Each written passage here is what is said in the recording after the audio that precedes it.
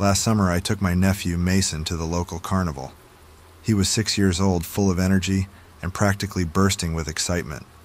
The carnival was small, the kind that sets up on the outskirts of town for a weekend before moving on, but to Mason it was a wonderland. I'd promised my sister I'd keep a close eye on him, and I took that responsibility seriously.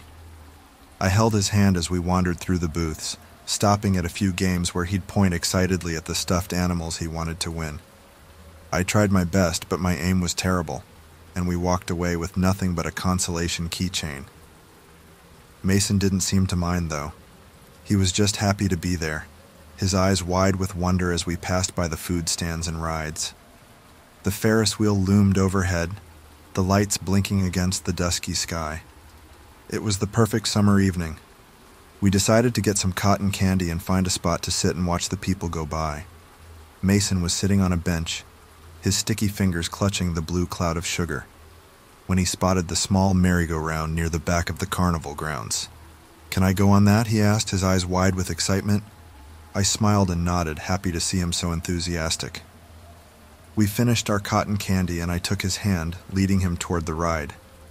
It was one of those small, old-fashioned ones with painted horses and carriages, the kind that goes round and round while a tinny tune plays from the speakers. There was a short line, and Mason practically bounced on his toes as we waited. When it was our turn, I helped him onto one of the horses, making sure he was strapped in safely. I stood just outside the fence, waving at him as the ride started, his laughter mixing with the cheerful music. Everything was perfect until it wasn't. The ride ended, and I stepped forward to help Mason off, but as the kids climbed down from their seats and ran to their waiting parents, Mason was nowhere to be seen. I scanned the ride, my heart pounding. The horse he'd been on was empty. "Mason!" I called, my voice strained. No answer. I called again, louder this time, trying to keep the panic from creeping into my voice. The crowd was thick, and I pushed my way through, looking for any sign of him. My mind raced. I'd been right there, just a few feet away. How could he have vanished so quickly? I checked the exit, the entrance, even looked around the nearby booths, but he was gone. I felt sick to my stomach. I told myself to stay calm, that he couldn't have gone far. I asked a few people nearby if they'd seen a little boy in a blue shirt and khaki shorts, but no one had noticed him. Panic started to set in. I found a security guard near the Ferris wheel and told him what had happened. He nodded, his expression serious, and radioed for backup. Within minutes, a few more security guards arrived and they began to search the area. My hands were shaking as I called my sister, trying to keep my voice steady.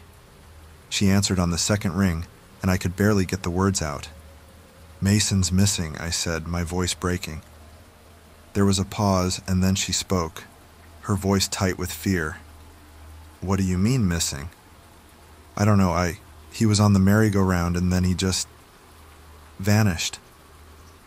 She started to cry and I felt a pang of guilt and helplessness. I promised her I'd find him, that everything would be okay, but I didn't believe it myself. The security guards searched the entire carnival and I followed them, calling Mason's name over and over, my voice hoarse. I felt like I was in a nightmare, every minute stretching into an eternity. Finally, one of the guards came running over, his face pale. "We found him," he said, and my heart leaped. He led me to the back of the carnival, near the edge of the parking lot, where a crowd had gathered. Mason was sitting on the ground, clutching his knees to his chest, tears streaming down his face. Relief washed over me, and I ran to him, dropping to my knees and pulling him into my arms. "Are you okay?" I asked, my voice trembling. "What happened? Where did you go?" He looked up at me, his eyes wide with fear. "He tried to take me," he whispered, his voice barely audible. I felt a chill run down my spine. "Who?" "A man," Mason said, his voice shaking. "He said he knew you, that you told him to take me to the car." I felt sick. I pulled him closer, my mind racing. I looked around at the crowd, my eyes scanning the faces, but I didn't see anyone suspicious. The police arrived soon after and I gave my statement, trying to remember every detail, every face I'd seen. Mason described the man as best he could, a tall, thin man with dark hair and a red baseball cap. but in the chaos of the carnival, it could have been anyone. They searched the area, questioned everyone they could, but they never found the man. It was like he'd vanished into thin air. That night, after the police left and I finally got Mason home, I sat on my sister's porch, my hand still shaking. Mason was asleep inside, safe and sound, but I couldn't shake the fear that had settled deep in my bones. Whoever that man was, he'd been watching us. He'd known Mason's name, known I was his uncle. He'd planned it, waited for the right moment to strike. The carnival was business as usual the next day, and the police assured us they'd keep investigating. But I knew they wouldn't find anything. It was like the man had just melted into the crowd, disappearing without a trace. I can't get that night out of my head. The way Mason looked, the fear in his eyes. I keep wondering what would have happened if the guards hadn't found him, if that man had managed to take him away. When I first boarded the Carnival Aurora with my girlfriend Jenny, I was excited for the adventure. It was my first cruise, a week-long escape to the Caribbean, and everything about it seemed perfect. The ship was enormous, a floating city with endless activities, restaurants, and bars. It felt like we were on the verge of a great adventure, leaving all our worries behind on the shore. The first few days were everything I hoped they would be. We sipped cocktails by the pool, explored the different decks, and indulged in more food than I thought was possible. We made friends with a few other couples, and even found a small group we started hanging out with regularly. Luke and Megan, who were celebrating their 5th anniversary, and Derek, who was traveling solo and seemed eager to make friends. By the 3rd night, we'd fallen into a comfortable routine: dinner, drinks, and then wandering the ship to find something interesting. A show, a game, or just a quiet spot to enjoy the ocean breeze. That night was different, though. It was well past midnight, and we were all a bit buzzed from the drinks. We found ourselves on the upper deck near the stern of the ship, where a small bar was still open. Derek, who had been drinking heavily, was in an unusually good mood, laughing louder than usual and making jokes that didn't quite land. We thought it was just the alcohol. "Let's go to the edge and see if we can spot any dolphins," Derek shouted, his voice carrying over the soft hum of the ship's engines. We laughed it off, but he wasn't kidding. He started walking toward the railing at the back of the deck, a place that was mostly deserted at that hour. Luke and Megan followed, still laughing and calling out to him to be careful. Jenny and I exchanged a look before trailing behind. Derek leaned over the railing, peering into the dark water below. The moon was full, casting a silvery light across the surface of the ocean.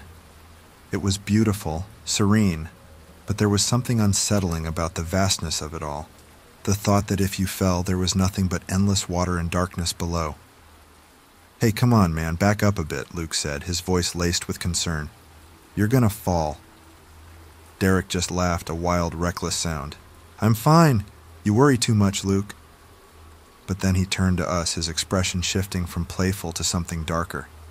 "You know, I read that people disappear from cruise ships all the time. They just go overboard, and no one ever finds them. It's like the sea swallows them whole." "Derek, that's enough," Megan said, frowning. "Let's just go back to the bar." He ignored her, his eyes locked on the water below. Can you imagine it? Just letting go and plunging into that darkness, feeling the cold water close over your head. "Stop it," Jenny said, grabbing his arm. "You're scaring us." For a moment I thought he was going to snap out of it, but then his gaze turned to something over our shoulders. His face went pale, and his eyes widened in fear. "Did you see that?" he whispered. We all turned, following his gaze, but there was nothing there. Just the empty deck, the bar lights flickering in the distance. "What are you talking about?" Luke asked, sounding nervous now. "There was a man," Derek insisted, his voice shaking. "He was standing right there, watching us." My heart skipped a beat, and I felt a chill run down my spine. There was no one else there.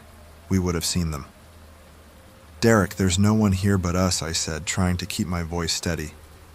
But he shook his head violently, backing away from the railing. No, I saw him. He was right there."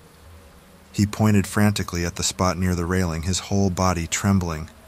"He was right there, and then he just disappeared." I looked around again, my pulse racing, but the deck was still empty.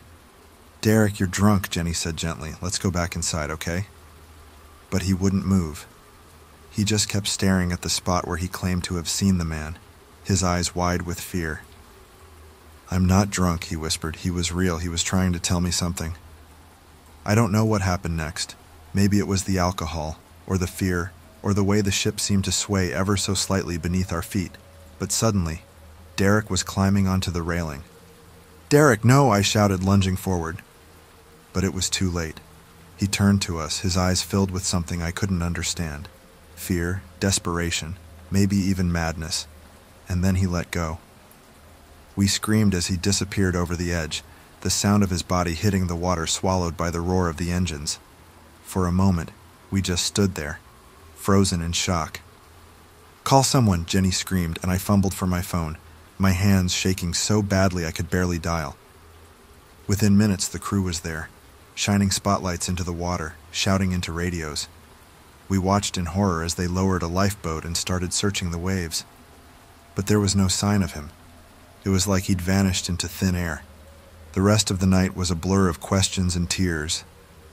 We were taken to the ship's security office, where we gave our statements over and over again, trying to make sense of what had happened. He was talking crazy," Luke said, his voice hollow. "He said he saw someone. He was scared." The crew assured us they were doing everything they could, but we knew the truth. Out there, in the middle of the ocean, finding someone in the water was like finding a needle in a haystack. The next morning, we were told the Coast Guard had search and rescue teams spread out across the coast, but as of now, Derek was gone, lost to the sea. News reports were split. Some labeled it a suicide, others a tragic accident, a case of a drunken man making a fatal mistake. But I can't forget the look on his face, the terror in his eyes. I don't know what he saw that night, what drove him to jump, but I can't shake the feeling that there was something out there, something we couldn't see. We left the ship the next day, our vacation cut short by the tragedy. I haven't spoken to Luke or Megan since. Jenny and I broke up a few weeks later. I think the memory of that night was just too much for us. Sometimes late at night I dream about the cruise. I see Derek standing at the edge of the ship, looking out at the dark water, his face pale and frightened. And I wonder if maybe, just maybe, he wasn't so crazy after all. The small carnival arrived in our town out of nowhere, like it always did every year. It was the same old setup, a few rickety rides, game booths with prizes that looked like they'd been won and lost 100 times over, and the food stands that filled the air with the smell of fried dough and cotton candy. It wasn't much, but in a town as quiet as ours, the carnival was a big deal. I hadn't been in years, not since I was a teenager, but this year I decided to take my family. My wife, Megan, and our 2 kids, Jake and Emily, were excited to go. It felt good to indulge in a bit of nostalgia, to share a piece of my childhood with them. We arrived just as the sun was setting and the place was packed. Families milled around, kids ran from ride to ride, and the air buzzed with the sounds of laughter and distant screams from the Ferris wheel. We spent the evening like any other family would, trying our luck at the ring toss, stuffing our faces with funnel cakes, and screaming our heads off on the tilt-a-whirl. Around 9 p.m., we decided to take a break and grabbed a few snacks from one of the food stands near the center of the carnival. It was a typical setup: a couple of deep fryers, a grill for hot dogs, and a makeshift roof held up by metal poles and old tarps. It was crowded, and we had to wait in line for a bit. As we waited, I noticed something odd. One of the workers, an older man with a gray mustache and a frayed baseball cap, was messing around with the propane tank behind the stand. He looked frustrated, and every now and then he'd glance around nervously as if checking to see if anyone was watching. I didn't think much of it at the time. The guy probably just had a bad day, and in a place like this, who didn't? We got our food and found a spot to sit near the Ferris wheel. Jake was already asking to go on it, and Emily was begging for another go at the bumper cars. I was just about to agree when I heard it. A loud whoosh followed by a crackling sound. I turned my head, and my heart dropped. The food stand we'd just been at was on fire. The flames were small at first, licking up the side of the propane tank, but they spread quickly, catching the tarp above. People around us started to notice, and within seconds, the crowd erupted into chaos. People screamed and ran in every direction, pushing and shoving as they tried to get away. "Jake, Emily, Megan!" I yelled, grabbing my kids and pulling them close. The heat from the fire was intense, and I could feel it even from where we were standing. I could see the panic in Megan's eyes as she looked around, trying to find a way out. "Over there," I shouted, pointing to the main entrance. We started to move, but the crowd was so thick it felt like we were trying to push through a wall of people. The fire spread faster than I'd ever thought possible. The tarp above the food stand caught fire, and burning pieces of fabric fell to the ground, igniting everything they touched. A few booths down, a ride operator was frantically trying to shut down a spinning ride as parents screamed for their kids to get off. And then, like something out of a nightmare, the Ferris wheel came to a screeching halt. There were still people on it, high up in the air, and they were trapped. I looked up at the towering structure, my heart pounding. The flames were spreading in that direction, and I knew it was only a matter of time before it reached them. I glanced at Megan, and she was holding on to Jake and Emily, her face pale with fear. "We need to go now," I shouted, pulling them along. We pushed through the crowd, trying to make our way to the exit, but it felt like we were moving in slow motion. People were screaming and shoving, trampling over each other in their desperation to escape. I looked back once, and I saw the food stand completely engulfed in flames. The old man who had been messing with the propane tank was nowhere to be seen. I kept my grip on Jake and Emily, my eyes darting around for any sign of a way out. That's when I saw the side exit, a small gate near the back of the carnival, away from the chaos. "Over here!" I yelled, pulling my family toward it. We stumbled through the gate, gasping for air as we finally broke free from the crowd. I glanced back at the carnival. The Ferris wheel was surrounded by flames now, and I could see the trapped riders waving frantically, screaming for help. My stomach turned as I realized there was nothing I could do. I looked around, trying to figure out what had happened, when I spotted the old man from the food stand. He was standing near a small shed at the edge of the carnival grounds, staring at the flames with a blank expression. I felt a surge of anger and fear. Had he caused this? Was it his fault? Before I could say anything, he turned and disappeared into the darkness. We made our way to the parking lot where emergency vehicles were already arriving. The fire department, police, and ambulances, all flashing lights and sirens. Megan was shaking, holding Jake and Emily close, tears streaming down her face. "We're okay," I whispered, wrapping my arms around them. "We're safe now." But even as I said it, I knew things would never be the same. I kept thinking about the people we'd seen on the Ferris wheel, about the panicked faces in the crowd. I couldn't get the image of that old man out of my head. The way he'd looked at the fire like he'd seen it all before. The investigation that followed was inconclusive. They ruled it as an accidental fire, likely caused by faulty equipment at the food stand. No one could find the old man, and no one seemed to know who he was. It was like he'd vanished into thin air. The carnival left town a few days later, leaving behind nothing but ashes and memories of a night that would haunt us all forever. We don't go to carnivals anymore. I can't even stand the smell of fried dough or the sound of a Ferris wheel turning without feeling sick to my stomach. And sometimes, late at night, I still hear the screams and see the flames. But the worst part, every now and then I think I see him, the old man standing just beyond the edge of the crowd, watching, waiting. I don't know who he is or what he wanted, but I know one thing.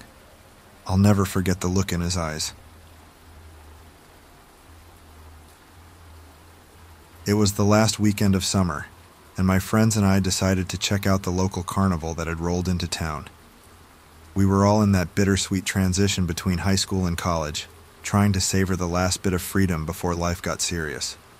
There were 6 of us: Mike, Jess, Sarah, Ben, Ashley, and me. We were excited, feeling like kids again as we made our way through the crowded fairgrounds, laughing and joking about everything and nothing.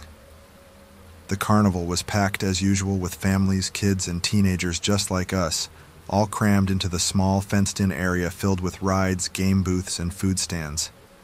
The air was thick with the smell of fried food and the sound of carnival music mixed with the occasional shriek from the rides. We decided to hit up the games first, Ben, always the competitive one, wanted to win one of those giant stuffed animals for his girlfriend, Jess. We gathered around the ring toss, cheering him on as he kept missing, his frustration growing with every failed attempt. That's when I noticed him for the first time. He was standing a little way off, just outside the crowd of people around the booth. A tall, thin man, dressed in a faded blue hoodie and jeans, hands in his pockets, his face partially obscured by the shadow of his baseball cap. He wasn't playing any games or talking to anyone. He was just watching. I didn't think much of it at first. It's a carnival. People watch other people all the time. But something about the way he was staring at us made me feel uneasy.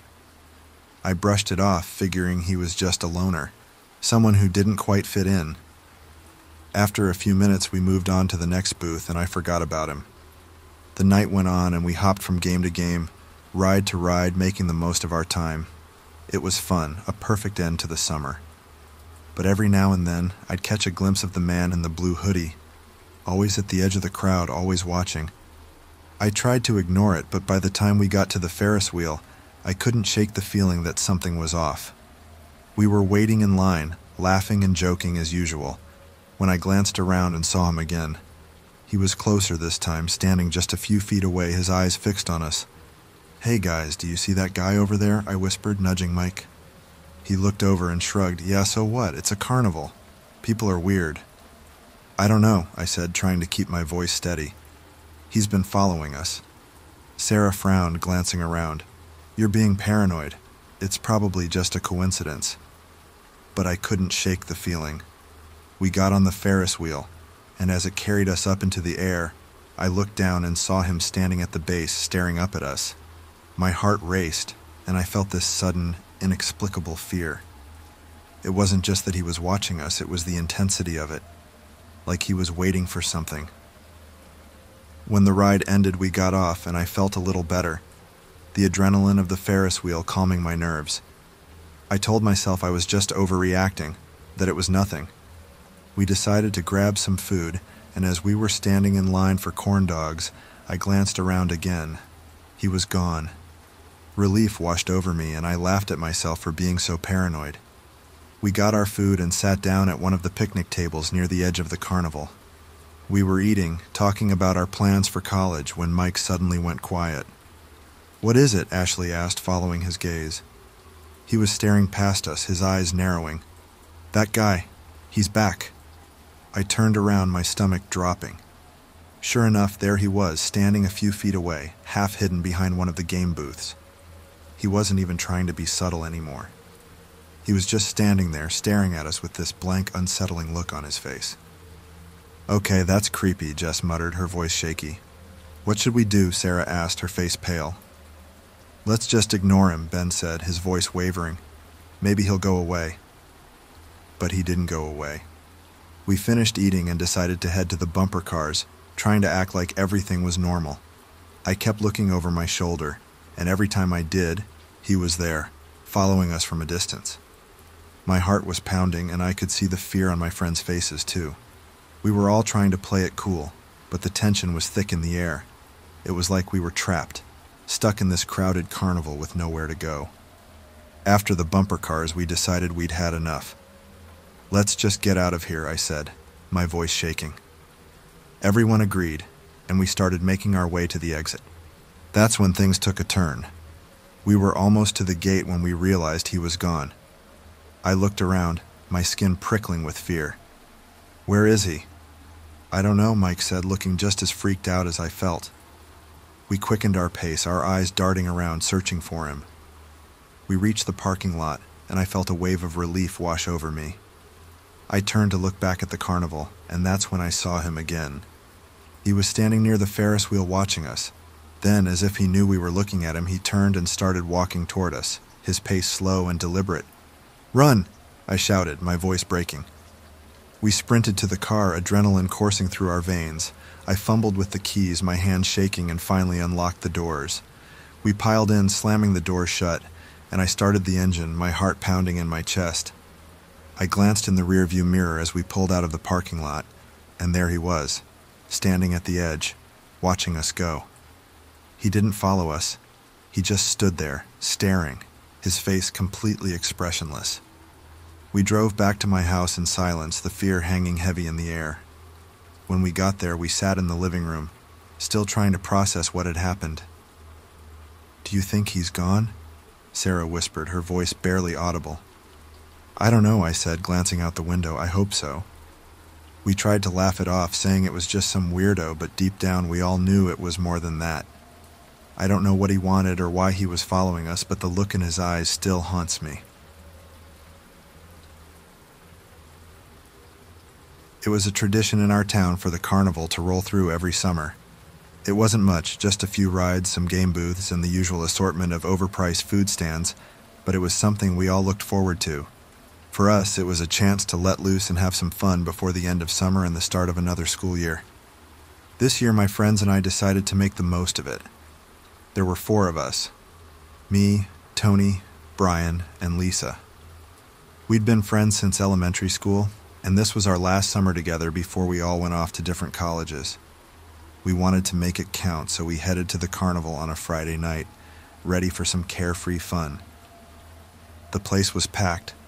It seemed like everyone in town was there, wandering the crowded aisles between the game booths and food stands, the air filled with the scent of fried food and the sound of carnival music. We made our way through the crowd, stopping at a few games to try our luck. Tony, as usual, got obsessed with the basketball hoop game, determined to win a giant stuffed bear for Lisa, who laughed and teased him the whole time.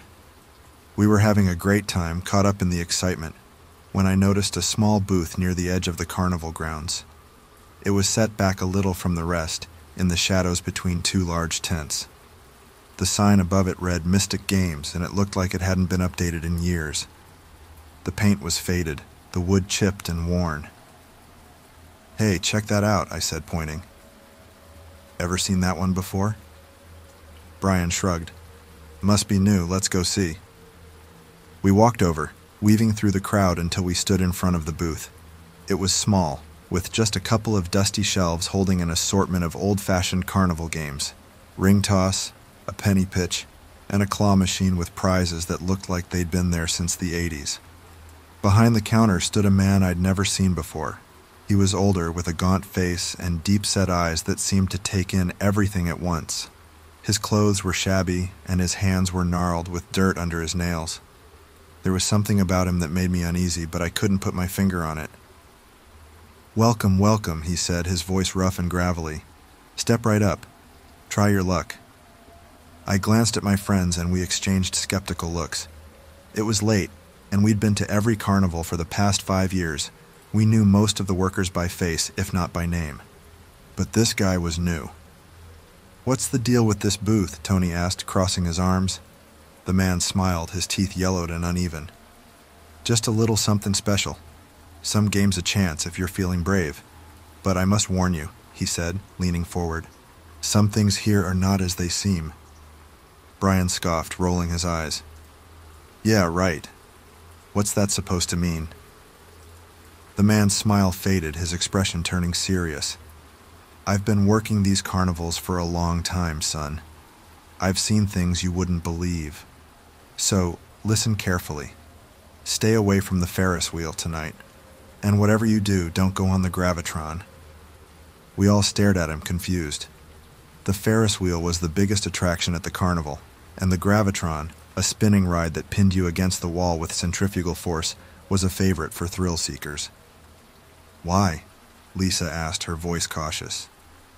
The man shook his head slowly. "It's not safe. There's something wrong with them. Just trust me." I felt a chill run down my spine. His voice had an edge to it, a seriousness that made me uneasy, but Brian just laughed. "Yeah, okay, old man. Thanks for the tip." He grabbed my arm and pulled me away from the booth, back toward the bright lights and the noise of the carnival. Tony and Lisa followed, glancing back over their shoulders.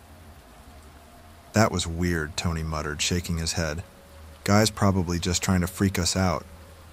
Or he's crazy," Brian added with a grin. "Let's go on the gravitron just to spite him." I hesitated, glancing back toward the booth. The man was still there, watching us with those dark, sunken eyes. I felt a surge of doubt. but I didn't want to be the buzzkill. So I forced a smile and followed my friends as they made their way toward the gravitron. The line was short, and before I knew it, we were inside the big spinning cylinder. The ride started, the floor dropping away as we were pressed against the wall. I tried to relax to enjoy it like I always had, but I couldn't shake the image of the Carny's serious expression, his warning replaying in my head. And then it happened. The ride jerked violently, and I felt a sickening lurch in my stomach. The lights flickered, and I heard a grinding noise like metal on metal. Panic shot through me as I realized something was wrong. The ride spun faster, the force pushing us harder against the wall. I could barely move, barely breathe as the lights flickered and the grinding grew louder. I caught a glimpse of Brian's face, his grin replaced by wide-eyed fear, and Lisa's scream, though I couldn't hear it over the roar of the machinery. I wanted to close my eyes, to shut it all out, but I couldn't look away. The ride kept spinning faster and faster until I thought it would tear apart. My vision blurred, my heart pounding in my ears. I thought I was going to pass out, or worse, when suddenly the ride jerked again and the spinning slowed. The lights came back on and the gravitron came to a grinding halt. For a moment, no one moved. We were all just pinned there, against the wall, trying to catch our breath. Then, one by one, we staggered out of the ride, our legs shaking, our faces pale. "What the hell was that?" Tony gasped, clutching the side of the ride for support. "I don't know," I muttered, my heart still racing. "But I think we should go." Brian nodded, his bravado gone. We hurried away from the gravitron, and as we reached the edge of the carnival, I glanced back. I half expected to see the old man standing there watching us, but the booth was empty. We left without going on any more rides. The rest of the night we couldn't shake the feeling of fear, the memory of the ride gone out of control. The next morning I heard on the news that the Ferris wheel had malfunctioned, stranding a dozen people at the top for hours. No one was seriously hurt, but it freaked me out even more. I don't know who that old man was or how he knew, but I can't get his warning out of my head. Maybe he was just a crazy old Carny trying to scare some kids. But I can't help wondering what might have happened if we hadn't listened to his warning.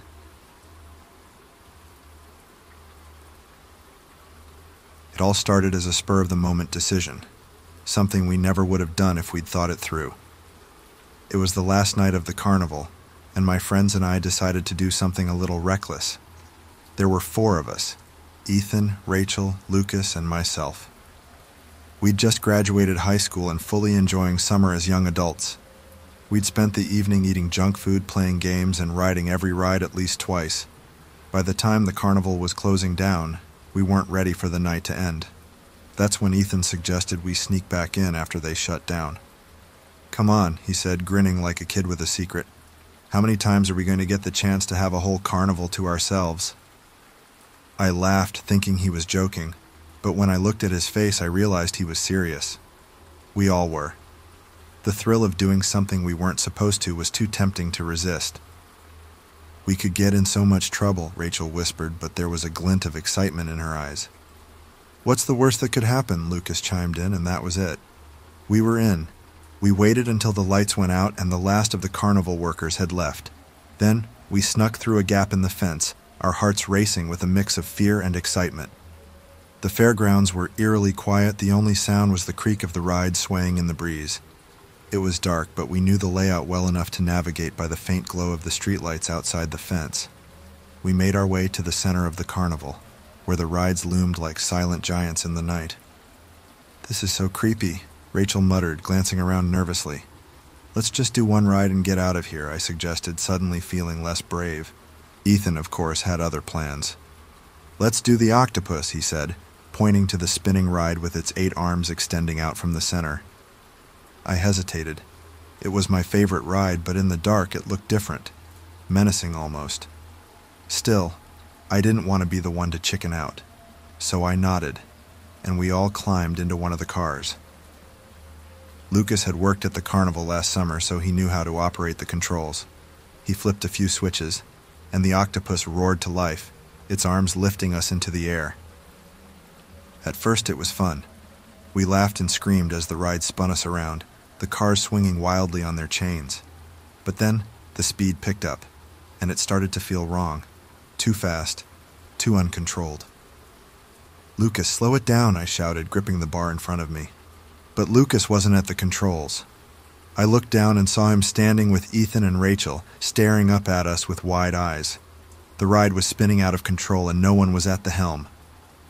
"Get down here," I screamed, but it was useless.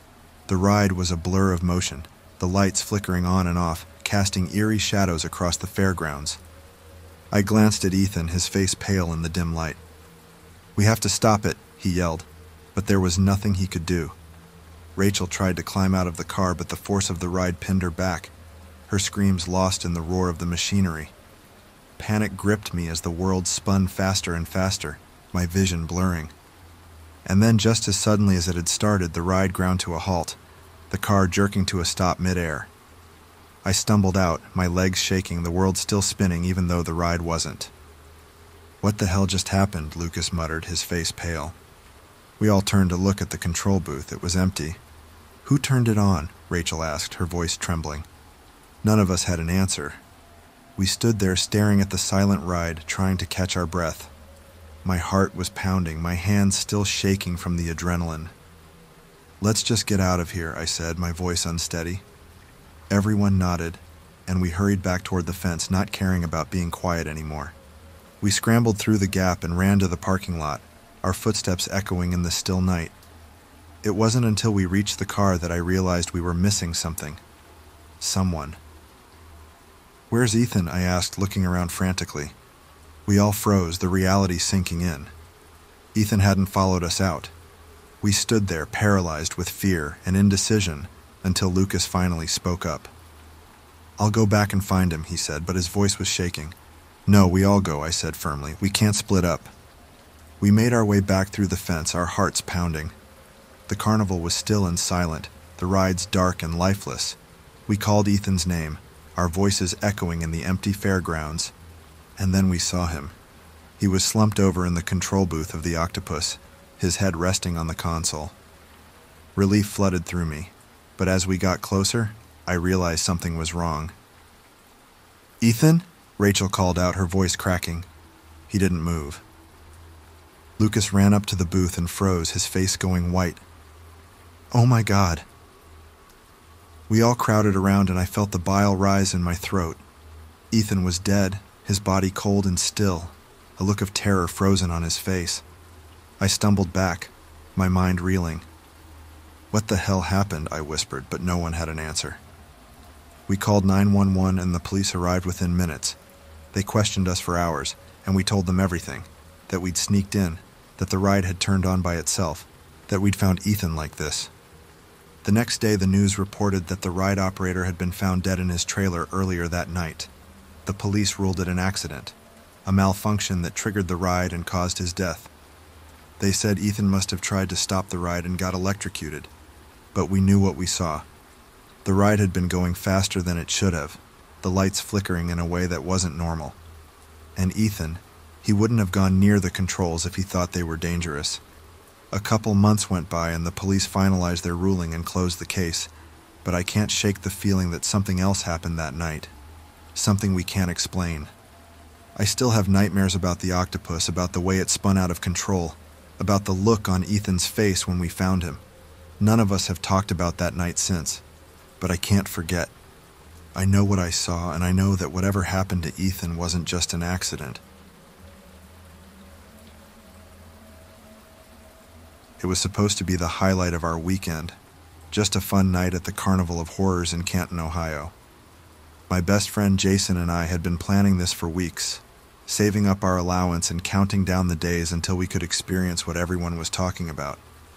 The carnival only came to town once a year, and this year they had a brand new attraction, the Insane Asylum. We'd heard stories from our classmates, rumors about how scary it was, how no one had made it through without freaking out. That's what drew us in. We were 17, craving a thrill, eager to prove we weren't scared of anything. The attraction was advertised with a massive banner that read, "Do you have what it takes? A pulsing, winding, and chaotic labyrinth of wrong turns, dead ends, and terrifying psychotic inmates roaming the abandoned mental institution. Try and keep your head clear. This confusing and high-energy maze is difficult to escape, and not for the weak-minded. It sounded intense, but that was the point. As we approached the entrance, the line was surprisingly short. People came out looking rattled, some laughing nervously, others refusing to talk about what they'd seen inside. We exchanged a glance, a mix of excitement and apprehension, and handed our tickets to the creepy-looking Carny at the gate. "Good luck," he sneered, his eyes gleaming with a strange amusement. "You're gonna need it." We brushed it off as part of the act, chuckling as we stepped inside. The door slammed shut behind us with a loud clang, and suddenly we were plunged into near darkness. The only light came from dim, flickering bulbs along the ceiling, casting eerie shadows on the grimy, peeling walls. The maze was a twisted nightmare of narrow hallways and barred doors. Echoes of distant screams and deranged laughter filled the air, making it impossible to tell where the sounds were coming from. We pressed on, adrenaline coursing through our veins, the thrill of the unknown pushing us forward. At first it was fun. Jump scares, creepy actors in torn hospital gowns and smeared makeup lunging at us from the shadows. We laughed, shoving each other and pretending to be braver than we felt. But as we moved deeper into the maze, the atmosphere changed. The hallways became narrower, the walls pressing in on us. The screams grew louder, more desperate. It felt less like a haunted attraction and more like we'd stumbled into something real, something dangerous. "I don't like this, man," Jason whispered, his voice barely audible over the chaos around us. "Let's get out of here." I nodded, my heart pounding. We turned back, trying to retrace our steps, but every turn seemed to lead us deeper into the labyrinth. The walls seemed to shift around us, closing in, twisting our sense of direction. Panic set in as we realized we were lost. "Where the hell is the exit?" I muttered, my voice shaking. Jason didn't answer. He was staring down a dark hallway, his face pale. I followed his gaze and froze. A figure stood at the end of the hall, shrouded in shadows. It wasn't like the other actors, no makeup, no fake blood. This person just stood there watching us. "Hey!" Jason called out, his voice trembling. "Is this the way out?" The figure didn't move. I felt a chill run down my spine, a primal instinct telling me to run. But before we could do anything, the lights flickered and went out, plunging us into darkness. "Jason!" I shouted, reaching out blindly. "Where are you?" There was no answer, just the sound of footsteps, slow, deliberate, getting closer. I backed up, my heart racing, and collided with something solid. I turned, barely making out Jason's silhouette in the faint emergency light that had clicked on. "We need to go," he whispered, grabbing my arm. "Now." We stumbled through the dark, the maze seeming to close in around us. The hallways twisted and turned, and it felt like we were moving in circles. Then, out of nowhere, we were grabbed. Hands clamped over our mouths, and we were dragged backward, struggling against our unseen captors. I tried to scream, to fight, but the grip was too strong. They shoved us through a door, and we were thrown into a small padded cell. I hit the ground hard, gasping for breath. The door slammed shut behind us, and I scrambled to my feet, pounding on it. "This isn't funny," I shouted, my voice echoing off the padded walls. "Let us out." Jason was on the ground, clutching his arm where they'd grabbed him. His eyes were wide with fear. "This isn't part of the attraction," he whispered, his voice shaking. "I think they're serious." The realization hit me like a punch to the gut. The people who grabbed us weren't actors. They were something else. Something dangerous. We were trapped. No way out. No one to hear us. Hours passed, or maybe it was just minutes. Time seemed to stretch in that dark, suffocating cell. We tried to find a way out, but the door was locked tight, and there were no windows, no ventilation. It was like being buried alive. And then, just as suddenly as it had gone dark, the lights came back on. The door swung open, and a different Carny, this one looking bored and disinterested, stood in the doorway. "Time's up," he said, as if we'd just been playing a game. "You made it through. Congratulations." We stumbled out, dazed and terrified, our minds struggling to process what had happened. We were led back to the main part of the carnival, where people were still milling about, laughing and enjoying the rides. It was like nothing had happened. I wanted to report it, to tell someone what they'd done to us, but when I turned to Jason, he shook his head. "They won't believe us," he said, his voice hollow. "They'll say it was just part of the attraction." I looked back at the entrance to the Insane Asylum, the banner flapping in the breeze. It looked so harmless, so fake. But I knew the truth. We'd been trapped, captured, held against our will in a place where there were no rules, where the line between reality and illusion blurred. We left the carnival that night silent and shaken. We never talked about it again, never went back to the Carnival of Horrors. But sometimes, when I close my eyes, I can still see that dark hallway, the figure standing at the end watching. And I know that if we'd stayed even a minute longer, we never would have made it out. I never thought I'd be the kind of person to work at a carnival, let alone one called the Carnival of Horrors. But when you're a broke college student looking for summer work, you take what you can get. I needed cash, and they were hiring. No questions asked. That should have been my first red flag. I ended up on the maintenance crew, a small team of 6 guys responsible for fixing rides, checking safety equipment, and making sure everything ran smoothly behind the scenes. It wasn't glamorous, but it was money, and I was desperate. My shift was from 4 p.m. to 2 a.m. Long hours, but nothing I couldn't handle. Or so I thought. The first week was uneventful, just basic maintenance tasks and the occasional cleanup after a rowdy night of drunk carnival goers. But things changed the second week, when I was assigned the night shift with Tom, an older guy who'd been with the carnival for years. He was grizzled, quiet, and always carried this heavy-duty flashlight that looked more like a weapon than a tool. "You'll get the hang of it," he muttered on my first night shift, barely looking at me. "Just don't ask too many questions."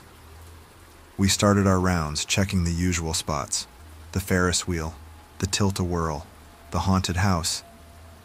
Everything seemed normal, just the eerie quiet of a place that was usually buzzing with life. But as we made our way toward the back of the fairgrounds, Tom stopped suddenly. "We don't go past here," he said, shining his flashlight at an old weathered sign that read, "Restricted Area." I glanced at him, confused. It looked like there were a few more attractions back there, mostly old and broken down.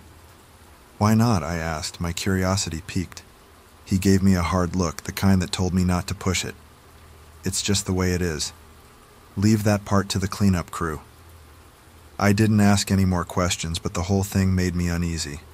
What was back there that we weren't supposed to see? I tried to put it out of my mind, chalking it up to some weird carnival superstition, but I couldn't shake the feeling that something was off. A few nights later, I found out just how off it was. Tom called in sick, leaving me to handle the shift with another guy, Eddie. He was younger than Tom, more talkative, but there was a nervous edge to him that set me on edge. "Ever done the back section?" he asked as we started our rounds. I shook my head. "Tom said not to go back there." Eddie laughed, but there was no humor in it. "Yeah, he would say that. Look, man, I don't care what he told you. If we don't do it, they'll just send someone else." I hesitated, but Eddie was already moving, heading toward the restricted area. I followed, my gut telling me this was a bad idea. The back section was a graveyard of forgotten attractions, rusting rides, faded signs, and broken-down booths. It felt like a different world, like we'd stepped into some twisted version of the carnival I'd grown used to. "Why is all this still here?" I asked, my voice hushed. Eddie shrugged. "Management says it's too expensive to tear down, so they just fenced it off. Cleanup crew comes through every night to make sure nothing's out of place." That didn't make sense. What could possibly be out of place in a dump like this? But then I saw it. A small tent, half collapsed and covered in grime. The entrance was zipped shut, but something about it made my skin crawl. "What's in there?" I asked, pointing. Eddie's face went pale. Just don't." But it was too late. I stepped closer, the flashlight beam illuminating the dirty fabric. I could hear something inside, a faint rustling sound like something moving. My heart was racing, but I had to know. I reached for the zipper, hesitating for just a moment before pulling it up. Inside was a mess of old carnival props, Clown costumes, fake blood, broken mannequins. But what caught my eye was a pile of clothes. Not costumes, but real clothes, dirty and torn, like they'd been left there in a hurry. And then I saw it. A shoe sticking out from under the pile, too big to be a prop. I stepped back, my stomach turning. "Eddie, what the hell is this?" He didn't answer. When I turned around, he was gone. Panic set in. I stumbled out of the tent, my mind racing. Where the hell had Eddie gone? I called his name, but there was no response. The only sound was the distant hum of the carnival generators and the rustle of the wind through the abandoned rides. I ran back the way we'd come, my flashlight beam bouncing wildly. When I reached the main area of the carnival, everything looked normal. People were still working. The rides were lit up, and the music was playing. It was like nothing had happened. I found Tom by the maintenance trailer talking to one of the other guys. He looked up when he saw me, his expression unreadable. "What did you see?" he asked, his voice low. I shook my head, my hands trembling. "There's something back there, Tom. There's something wrong." He sighed, rubbing his forehead. "I told you not to go back there." I tried to explain, to make sense of what I'd seen, but he cut me off. "You're done here. Go home." I wanted to argue, to demand answers, but I was too shaken. I left, my mind a blur of confusion and fear. The next day, I tried to find Eddie, but no one knew who I was talking about. They said there was no one named Eddie on the maintenance crew. I checked the roster, went through every name, but it was true. Eddie didn't exist. So till this day, I told myself it was just a weird prank, something the Carnies cooked up to scare the new guy. But I know what I saw, and unfortunately, I really needed the money. So it was work as usual that summer, and I never again stepped foot in the restricted area. I used to love carnivals as a kid. The rides, the games, the excitement. But after my experience working at one last summer, I can't look at a Ferris wheel without my heart racing. Let me tell you why I'll never step foot in a funhouse again. When I landed a job at the downtown LA Carnival, I was thrilled. My role? Managing the funhouse. At first, it was a blast. The mirrors, the spinning tunnels, the laughter echoing through the halls. But as the days passed, something felt off. I started noticing discrepancies. I'd count a dozen people entering, but only 11 would come out. A growing sense of unease crept over me. Then, one night, I saw her. A striking blonde girl, her blue eyes catching mine as she stepped into the funhouse. Little did I know her disappearance would unravel a nightmare I never could have imagined. As the last giggling guest exited the funhouse, a chill ran down my spine. The blonde girl was nowhere to be seen. What if the discrepancies I'd noticed weren't just counting errors? I was about to discover something far more sinister lurking within the carnival's cheerful facade.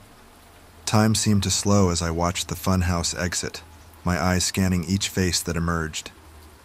Families, couples, groups of friends, all laughing and chattering about their experience. But the striking blonde girl with piercing blue eyes was conspicuously absent. Minutes ticked by, and an uneasy feeling settled in the pit of my stomach. I tried to rationalize it. Maybe she had slipped past without me noticing. Perhaps she had taken a different exit. But deep down, I knew something was wrong. The discrepancies I'd been noticing lately suddenly felt more significant, more ominous. My concern grew with each passing moment. I couldn't shake the image of her eyes meeting mine as she entered the fun house. There was something about her that had caught my attention, and now she had vanished into thin air. The carnival's cheerful music now felt like a sinister backdrop to my rising panic. I made a split-second decision. I couldn't just stand there and do nothing. Abandoning my post, I entered the funhouse, my heart pounding in my chest. The once amusing, distorted mirrors now seemed to mock me, reflecting my worried expression in grotesque ways. As I navigated through the spinning tunnels and trick floors, I called out, hoping to hear a response. But only the echoes of my own voice answered back. The laughter that usually filled these halls was eerily absent, replaced by an oppressive silence. It was then in a dimly lit corner that I noticed something odd. A barely visible seam in the wall caught my eye. My hands trembling, I ran my fingers along the edge, feeling a slight give. With a push, a hidden door swung open, revealing a pitch-black hallway beyond. My breath caught in my throat. This wasn't part of the fun house design I knew. Pulling out my phone, I switched on the flashlight, illuminating a damp, musty tunnel that seemed to stretch endlessly into darkness. The carnival sounds faded away, replaced by the steady drip of water and the echo of my footsteps. Every instinct told me to turn back to call for help, but the thought of the blonde girl potentially trapped or hurt pushed me forward. The beam of my flashlight danced across the walls, revealing years of grime and decay. This tunnel was old, far older than the carnival itself. As I ventured deeper, the air grew thick and stale. The tunnel began to slope downward, and I found myself at the top of a rusty ladder descending into darkness. My heart raced as I contemplated my next move. That's when I saw it, a flash of white at the bottom of the ladder. Carefully, I made my way down, each rung creaking under my weight. When I reached the bottom, my blood ran cold. There, lying in a small puddle of water, was a white purse. I recognized it immediately. It belonged to the blonde girl. My hands shook as I picked it up, my mind racing with possibilities, each more terrifying than the last. What had happened to her? Where did this tunnel lead? And most chillingly, what dark secret had I stumbled upon? I thought finding the purse was the worst part of my night. I was wrong. What came next would challenge everything I thought I knew about the carnival's dark underbelly and my own survival instincts. My fingers trembled as I clutched the blonde girl's purse, my mind racing with possibilities. Suddenly, a sound pierced the silence. Footsteps. They echoed through the tunnel, growing louder with each passing second. My heart pounded in my chest as I realized I might not be alone in these forbidden passages. Panic seized me. I had to get out of there now. I scrambled up the rusty ladder, my sweaty palms slipping on the rungs. The footsteps grew closer, their pace quickening. I could almost feel a presence behind me, reaching out to grab my ankle. As I neared the top, a scream caught in my throat. A pair of hands appeared on the edge of the opening. I froze, paralyzed with fear. Then, a face emerged from the darkness. It was her, the blonde girl I'd been searching for. She looked disoriented, her blue eyes wide with fear. "Help me," she whispered, her voice trembling. I heard voices in the dark. They were calling my name. I pulled her up, my mind reeling. "We need to get out of here," I said, trying to keep my voice steady. But to my horror, she shook her head. "No, we have to go back," she insisted, her gaze darting back towards the tunnel. "There's something down there. Something important." Every instinct screamed at me to run, to drag her out of this nightmare and never look back. But the desperation in her eyes made me hesitate. What had she seen down there? "Listen," I said, gripping her shoulders. "Whatever's down there, it's not worth it. We need to leave now and call the police." For a moment, I thought she would argue. Then, something in her expression shifted. She nodded, allowing me to guide her through the hidden door and back into the fun house. As we emerged into the carnival night, the cheerful music felt jarringly out of place. I pulled out my phone with shaking hands and dialed 911, but when I turned to check on the girl, she was gone, vanished into the crowd as if she'd never been there at all.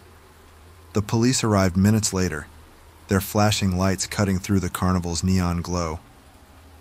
I led them to the hidden door, recounting my terrifying experience. Their faces grew grim as they explored the tunnels, uncovering a network of passages that stretched far beyond the funhouse. Hours later, as the sun began to rise, an officer approached me. "These tunnels date back to the Prohibition era," he explained. "They were used for smuggling alcohol. We've suspected for years that they might still be in use, but we never knew how to access them." I felt a chill run down my spine. "What about the girl?" I asked. "Did you find her?" The officer shook his head. "No sign of her, but we'll keep looking." As I watched the carnival workers begin to arrive for another day of fun, I couldn't shake the feeling that I'd only scratched the surface of something much darker. The blonde girl's disappearance, the voices she claimed to have heard, the hidden tunnels. It all pointed to a sinister secret lurking beneath the bright lights and cheerful facades. Even after escaping the tunnels, I couldn't shake the feeling that something sinister still lurked beneath the carnival's bright lights and cheerful music. The blonde girl's disappearance was just one piece of a larger, more sinister puzzle. What other horrors had these grounds witnessed, and why did I feel like I was being watched even in broad daylight? The decision to quit my job at the carnival came easily. I couldn't bear the thought of returning to that fun house, knowing what lay hidden behind its walls. But leaving didn't bring the peace I'd hoped for. Instead, I found myself haunted by unanswered questions that refused to let me rest. Who was the blonde girl? Where had she gone after we escaped the tunnels? And what were the voices she claimed to have heard in the darkness? These questions played on an endless loop in my mind, keeping me awake at night. As the days passed, I began to hear whispers of other strange occurrences at the carnival. A fellow employee told me about a cursed ticket that seemed to bring misfortune to anyone who touched it. Another spoke of a stalker they had encountered in an empty funhouse after hours. These stories sent chills down my spine, creating a pattern of eerie experiences that I couldn't ignore. I found myself obsessively researching the carnival's history, trying to piece together the puzzle. The tunnels dated back to the Prohibition era, but how long had they been used for more nefarious purposes? And who was using them now? My once fond memories of carnivals had been irreversibly tainted. The sight of a Ferris wheel in the distance no longer filled me with excitement, but with a creeping sense of dread. The sound of calliope music, once cheerful and inviting, now set my teeth on edge. I couldn't help but wonder about the other employees and visitors at the carnival. How many of them had sensed the wrongness that lurked beneath the surface? How many had glimpsed the shadows moving just beyond the reach of the colorful lights? The police investigation into the tunnel seemed to go nowhere. When I called for updates, I was met with vague responses and assurances that they were looking into it. But I could hear the hesitation in their voices, as if they too were afraid of what they might uncover if they dug too deep. Weeks turned into months, and still the mysteries of that night plagued me. I found myself avoiding crowds, startling at sudden noises, and constantly looking over my shoulder. The carnival had left its mark on me, a lingering fear that refused to fade. Sometimes in my dreams, I find myself back in those tunnels. I hear the blonde girl's whisper, feel the damp air on my skin, and sense unseen eyes watching me from the darkness. I always wake up in a cold sweat, my heart racing, the echo of footsteps still ringing in my ears. I've tried to move on, to forget about the carnival and the horrors I witnessed there. But deep down, I know that's impossible. The experience has changed me, opened my eyes to a world of hidden dangers that most people never see. Now, when I pass by traveling carnivals or amusement parks, I can't help but wonder what secrets they might be hiding. What lies beneath the laughter and the games? What darkness waits behind the bright lights and painted smiles? As I reflect on my terrifying experience at the carnival, I've come to realize that uncovering dark secrets often comes at a great personal cost. The knowledge I gained that night has forever changed me, robbing me of the innocent joy I once found in carnivals and leaving me with a constant sense of unease.